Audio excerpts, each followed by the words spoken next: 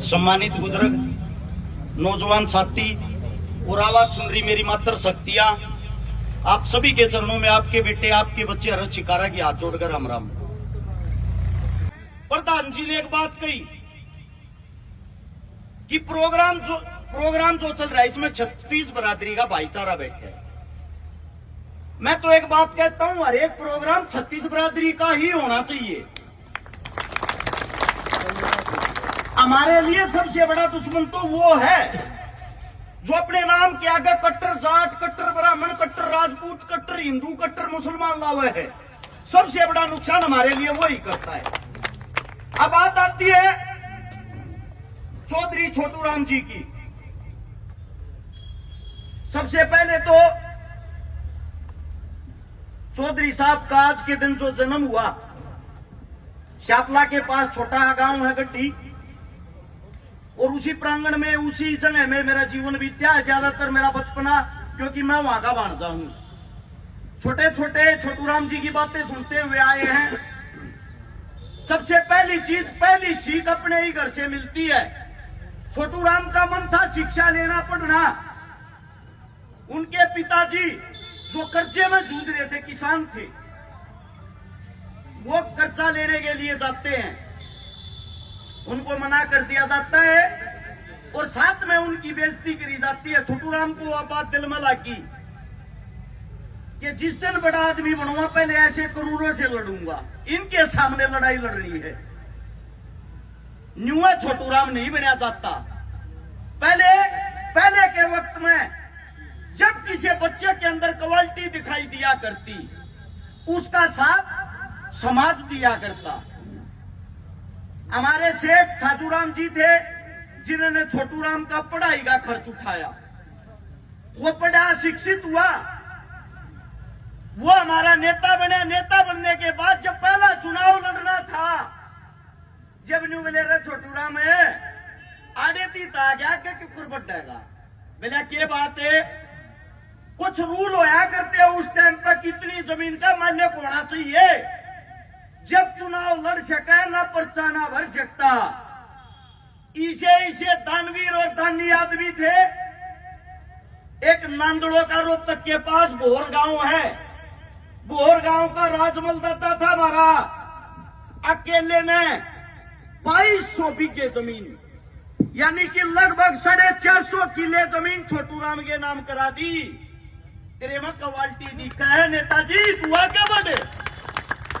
और जब वह जमीन नाम कराई, छोटू राम चुनाव लड़ा, चुनाव जीत्या और जीत का मंत्री बना।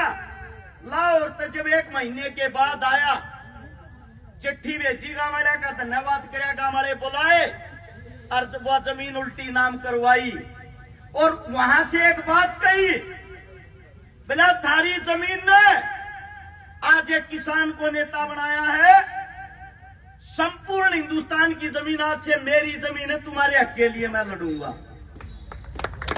उसके बाद एक बारी लाहौर कोर्ट में पेशी पे किसान चला गया, कर्जे में दब रहा, अर्जा का आजोड़े खड़ा छावे, मान लिया मेरी जमीन को रख कर लियो और इतनी शर्म का राख लियो, मेरे बैल और मेरी झोपड़ी 2 चीजा न तो छोड़ दो, इनके सारे मैं रहते लूंगा कि मैं खाते लूंगा।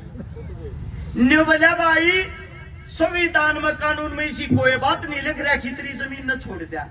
जब तक जमीन छटवानी है, इसे अलूल जलूल फैसले करनी है। एक के नेता दौरे चला जा, छोटू राम दौरे उमर दागी जोड़ी में लेकर छोटू राम दौरे चला गया। बोला जी बचाओ इनमें, न्यू का हिस्सा को कानून न को न्यू बोला भले मानस क्यों दुखी हो रहा है, कानून ना तो यो बना दिया। भाई एक बात नोट करे, जमीन कड़क कर लो कोई बात नहीं, लेकिन उससे अलग किसान के बैल, किसान का ट्रैक्टर, किसान का जो साधन, किसान का घर, वो कड़क नहीं होगा। उसी दिन से उस किसान की जमीन बच गई।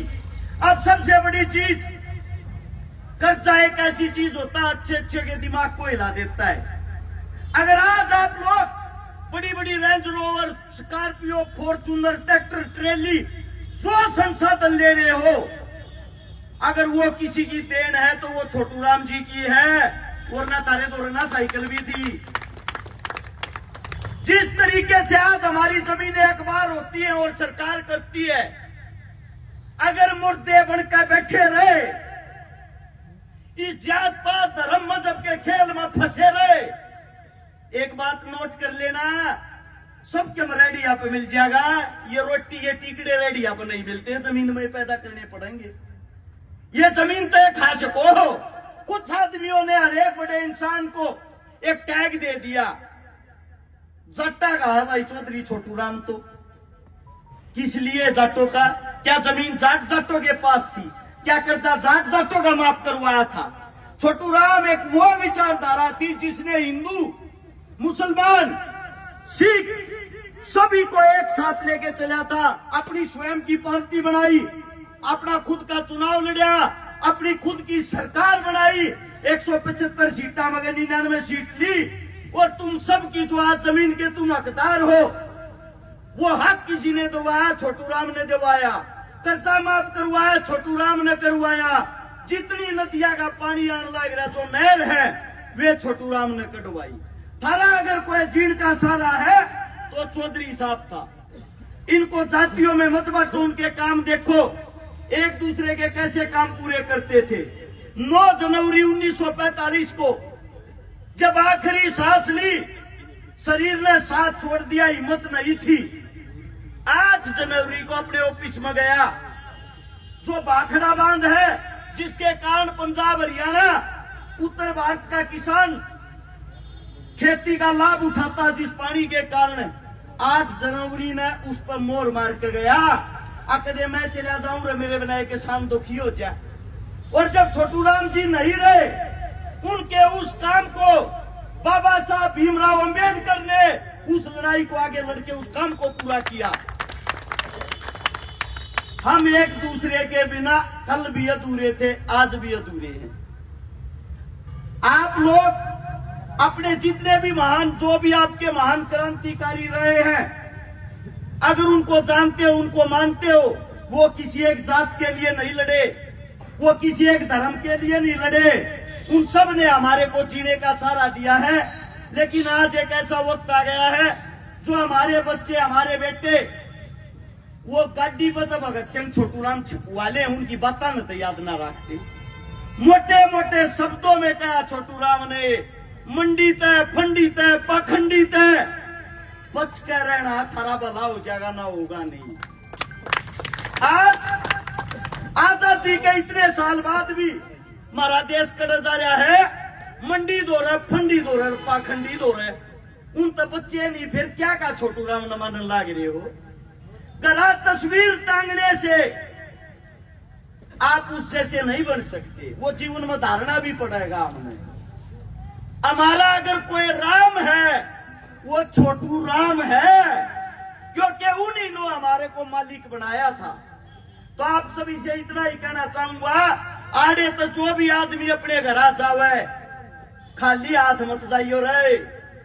छोटू राम जी की कोई न कोई 1-2 बात कह लेकर जरूर जाइयो, जो हमारे जीवन में काम आओगी, हमने दुखी नहीं होने देगी।